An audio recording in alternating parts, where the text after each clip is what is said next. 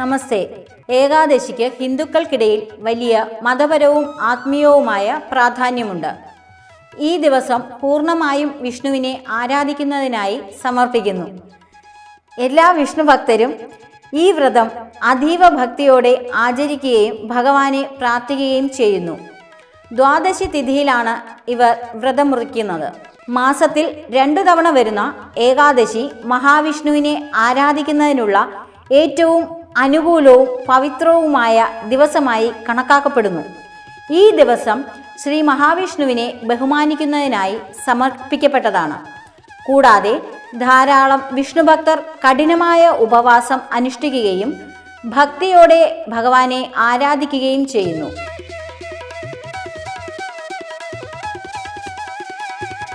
മഹാവിഷ്ണു ഈ പ്രപഞ്ചത്തിൻ്റെ സംരക്ഷകനാണ്. മാത്രമല്ല, ഈ വ്രതം വളരെ ശക്തമായി കണക്കാക്കപ്പെടുന്നു.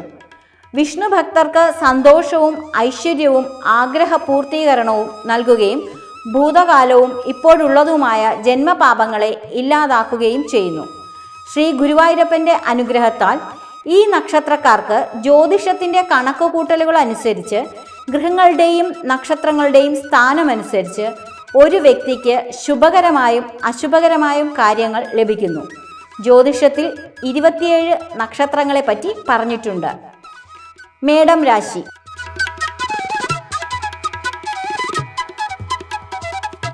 അശ്വതി, ഭരണി, കാർത്തിക, ആദ്യകാൽ. വർഷത്തിൻ്റെ ആദ്യ പകുതി പലതരത്തിൽ ഭാഗ്യാനുഭവങ്ങൾ കടന്നുവരും. മംഗല്യഭാഗ്യവും വിദേശവാസത്തിന് സാഹചര്യങ്ങൾ ഒത്തുവരികയും ചെയ്യും.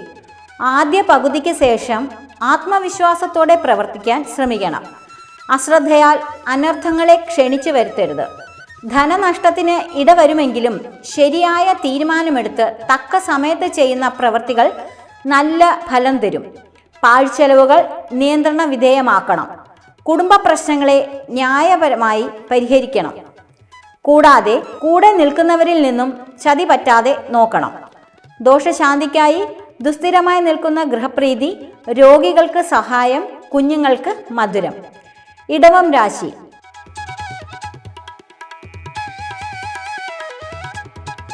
കാർത്തിക മുക്കാൽ, രോഹിണി, മകേരം പകുതി. വർഷത്തിൻ്റെ ആദ്യകാലം ചില വിഷമങ്ങൾ അലട്ടിയേക്കാം. അന്യരുടെ കാര്യങ്ങളിൽ ഇടപെട്ട് മനോദുഃഖം വാങ്ങരുത്. ധന ഇടപാടുകളിൽ ജാഗ്രത വേണം. അലസത ഒഴിവാക്കണം. വർഷപകുതി കഴിഞ്ഞാൽ കർമ്മരംഗത്ത് നേട്ടം. പുത്രകളത്ര വീട്ടുകാരിൽ നിന്നും ധനസഹായം, ഭാഗ്യാനുഭവം.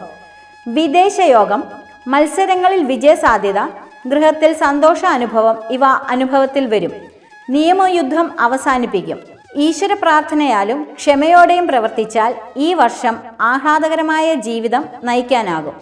ദോഷശാന്തിക്കായി ദുസ്ഥിരമായി നിൽക്കുന്ന ഗൃഹപ്രീതി, അർഹരായവർക്ക് ദാനം. മിഥുനം രാശി.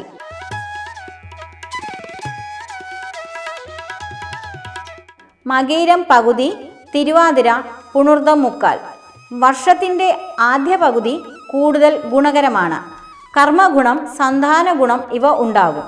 ശേഷം കയറ്റവും ഇറക്കവും ഒരുപോലെ അനുഭവപ്പെടും.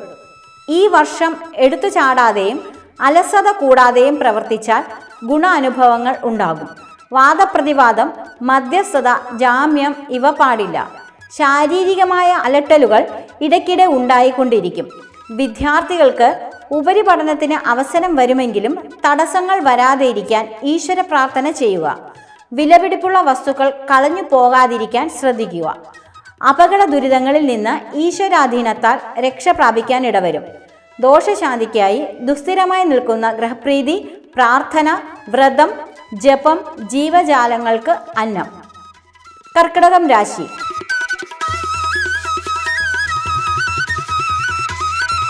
പുണർദം കാൽ, പൂയം, ആയില്യം. വർഷത്തിൻ്റെ ആദ്യ പകുതി വളരെ സൂക്ഷിച്ച് കാര്യങ്ങൾ മുന്നോട്ട് കൊണ്ടുപോകേണ്ടതായിട്ടുണ്ട്. ശത്രുക്കളെ കരുതിയിരിക്കുക.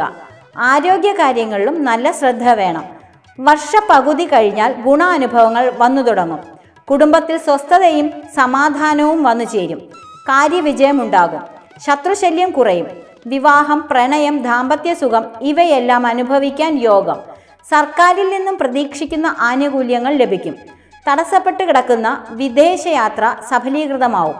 വരുമാന മാർഗങ്ങൾ വർദ്ധിക്കും. നേത്ര സംബന്ധമായ അസുഖം, വാദസംബന്ധമായ അസുഖം ഇവ അവഗണിക്കരുത്.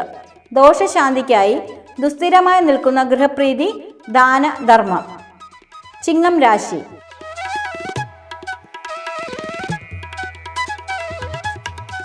മകം, പൂരം, ഉത്രം, കാൽ. വർഷത്തിൻ്റെ ആദ്യ പകുതി എല്ലാ കാര്യങ്ങളിലും ഗുണാനുഭവം ഉണ്ടാകുന്നതാണ്. വിവാഹം ആലോചിക്കുന്നവർക്ക് നല്ല ജീവിത പങ്കാളിയെ ലഭിക്കും. സന്താനത്തിന് കർമ്മരംഗത്ത് അംഗീകാരം, മംഗല്യഭാഗ്യം, തർക്കവിതർക്കങ്ങൾ പരിഹരിക്കും. ആദ്യ പകുതിക്ക് ശേഷം വിശ്വാസവഞ്ചനയ്ക്ക് സാധ്യത ഉള്ളതിനാൽ കരുതിയിരിക്കുക. അന്യരുടെ വാക്ക് കേട്ട് അബദ്ധത്തിൽ ചെന്ന് ചാടരുത്. ഭൂമി സംബന്ധമായ നഷ്ടം വരാതെ നോക്കണം. സഹപ്രവർത്തകരോടും മേലുദ്യോഗസ്ഥരോടും സത്യസന്ധമായും നീതിയുക്തവുമായിട്ടുള്ള സമീപനം വിജയത്തിലേക്കുള്ള മാർഗ തടസ്സങ്ങളെ അതിജീവിച്ച് വിജയം കൈവരിക്കുവാൻ സാധിക്കും. അനവസരത്തിൽ അഭിപ്രായം പ്രകടിപ്പിക്കരുത്.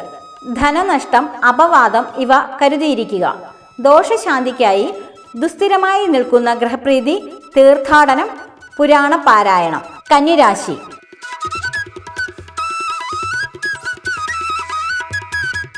ഉത്രം മുക്കാൽ, അത്തം, ചിത്തിര പകുതി.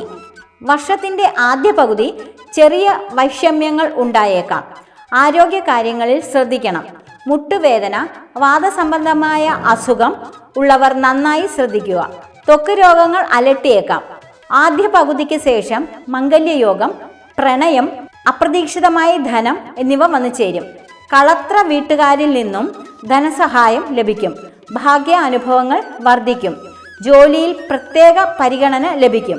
ദോഷശാന്തിക്കായി ദുസ്ഥിരമായി നിൽക്കുന്ന ഗൃഹപ്രീതി, ആരാധന മുടക്കരുത്. തുലാം രാശി.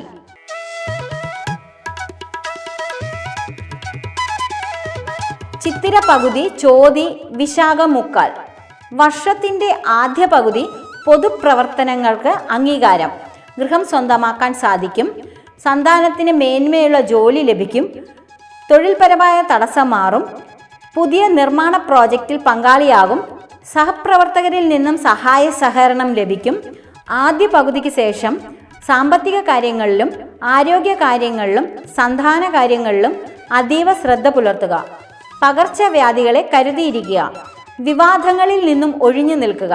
ക്ഷമയോടെയും ശ്രദ്ധയോടെയും നീങ്ങിയാൽ ദോഷങ്ങൾ കൂടുതൽ ഉണ്ടാകില്ല. ദോഷപരിഹാരമായി ദുസ്ഥിരമായി നിൽക്കുന്ന ഗൃഹപ്രീതി, വികലാംഗർക്ക് അന്നദാനം. വൃശ്ചികം രാശി.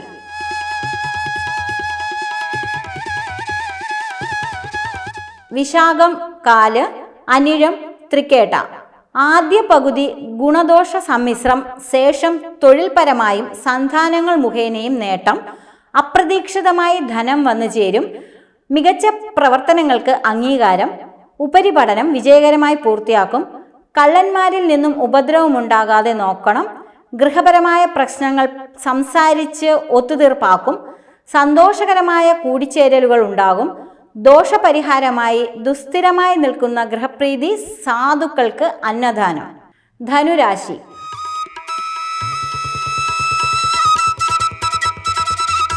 മൂലം, പൂരാടം, ഉത്രാടം, കാല്. ആരോഗ്യകാര്യങ്ങളിൽ നല്ല ശ്രദ്ധ വേണം. ജോലിഭാരം കുറയ്ക്കണം. തൊഴിൽപരമായും ധനക്രയ വിക്രയപരമായും ചതി പറ്റാതെ ഇരിക്കാൻ ശ്രദ്ധിക്കുക. യാത്രകൾ കഴിവതും കുറയ്ക്കുക. മധ്യസ്ഥത, ജാമ്യം ഇവയിൽ നിന്നും വിട്ടുനിൽക്കുക. വാഹനം കൈകാര്യം ചെയ്യുന്നവർ പ്രത്യേകം ശ്രദ്ധിക്കുക. ജോലിയിൽ സ്ഥാനമാറ്റത്തിന് സാധ്യത. ഒപ്പം നിൽക്കുന്നവർ കൂറുമാറാൻ ഇടയുണ്ട്. കർമ്മമേഖലയിൽ പുതിയ പരീക്ഷണങ്ങൾ നടത്തണം. ഈശ്വരാധീനം വർദ്ധിപ്പിക്കുക. ദോഷപരിഹാരമായി ദുസ്ഥിരമായി നിൽക്കുന്ന ഗൃഹപ്രീതി, അന്നദാനം. മകരം രാശി.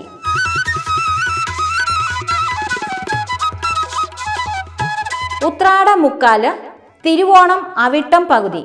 വർഷത്തിൻ്റെ ആദ്യ പകുതി പലതരത്തിലും ഭാഗ്യാനുഭവങ്ങൾ വന്നു ചേരും. ഉദ്യോഗം, വിദ്യ, കർമ്മം, ബിസിനസ് എന്നിവയിൽ ഉന്നതി. വിദേശവാസത്തിന് യോഗം. ബിസിനസ് വിപുലീകരിക്കുവാനും കരാറുകൾ, പുതിയ ഇടപാടുകൾ ഇവയ്ക്കും അനുകൂലം. ഗൃഹനിർമ്മാണം പുരോഗമിക്കും. ഗൃഹോപകരണങ്ങളും ആഡംബര വസ്തുക്കളും കൈവരും. ആദ്യ പകുതിക്ക് ശേഷം എല്ലാ കാര്യങ്ങളും വിചാരിക്കുന്നത് പോലെ നടക്കണമെന്നില്ല. പുതിയ ജോലിക്ക് ശ്രമിക്കുന്നവർക്ക് കാലതടസ്സം ഉണ്ടാകും. വിദ്യാർത്ഥികൾ പഠിപ്പിൽ അലസത ഒഴിവാക്കി പഠന പുരോഗതിക്കായി ശ്രദ്ധിക്കണം. കച്ചവട രംഗത്ത് പ്രവർത്തിക്കുന്നവർ കൂടുതൽ ശ്രദ്ധ പുലർത്തുക.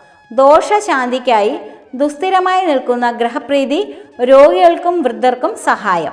കുംഭം രാശി.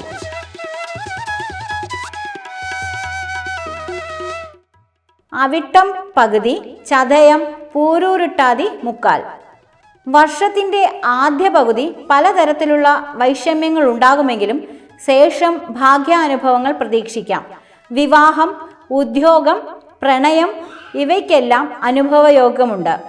ധനക്ലേശം മാറിവരും. രാഷ്ട്രീയ, സാമൂഹിക, കലാരംഗത്തുള്ളവർക്ക് അംഗീകാരം. ആരോഗ്യ കാര്യങ്ങളിൽ ശ്രദ്ധ വേണം. തൊഴിലിൽ നിന്ന് വിട്ടുനിൽക്കേണ്ട സാഹചര്യം വരാം. കൂടെ നിൽക്കുന്നവരിൽ നിന്ന് ചതി പറ്റാതെ നോക്കണം. പരീക്ഷകളിൽ അപ്രതീക്ഷിത വിജയം, ഉപരിപഠനം, സർക്കാർ സഹായം, ഭവനഭാഗ്യം. ദോഷശാന്തിക്കായി ദുസ്ഥിരമായി നിൽക്കുന്ന ഗ്രഹപ്രീതി ധാന്യങ്ങൾ ദാനം ചെയ്യുക. കാക്കയ്ക്ക് ഭക്ഷണം നൽകുക. മീനം രാശി.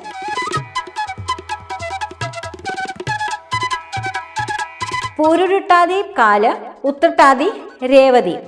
ഈ വർഷം ഈശ്വരാധീനത്താൽ ഗുണകരമായ മാറ്റം. എത്ര ബുദ്ധിമുട്ടുള്ള കാര്യങ്ങളും മനസംയമനത്തോടെ സാവകാശത്തോടെയും ചെയ്യുക. ദാമ്പത്യ ജീവിതത്തിൽ വിട്ടുവീഴ്ചകൾ ചെയ്യുക വഴി കൂടുതൽ പ്രശ്നങ്ങൾ ഉണ്ടാവാതെ നോക്കാം. മറ്റുള്ളവരുടെ തെറ്റുകൾ നിങ്ങളുടെ മേൽ ചുമത്തപ്പെടുവാൻ സാധ്യത ഉള്ളതിനാൽ എല്ലാ കാര്യങ്ങളിലും അതീവ ശ്രദ്ധ പുലർത്തുക. വില കൂടിയ വസ്തുക്കൾ നഷ്ടപ്പെടാതിരിക്കാൻ നല്ല ശ്രദ്ധ വേണം. അനാവശ്യ വിവാദങ്ങളിൽ ചെന്ന് ചാടരുത്. വാക്കുകൾ സൂക്ഷിച്ചു ഉപയോഗിക്കുക. ധൂർത്ത് ഒഴിവാക്കുക. ക്ഷമയോടെ പ്രവർത്തിച്ചാൽ ഈ വർഷം ആഹ്ലാദകരമായ ജീവിതം നയിക്കാനാകും. ദോഷശാന്തിക്കായി ദുസ്ഥിരമായി നിൽക്കുന്ന ഗൃഹപ്രീതി, പ്രാർത്ഥന, ദേവാലയ ദർശനം, സാധു സഹായം.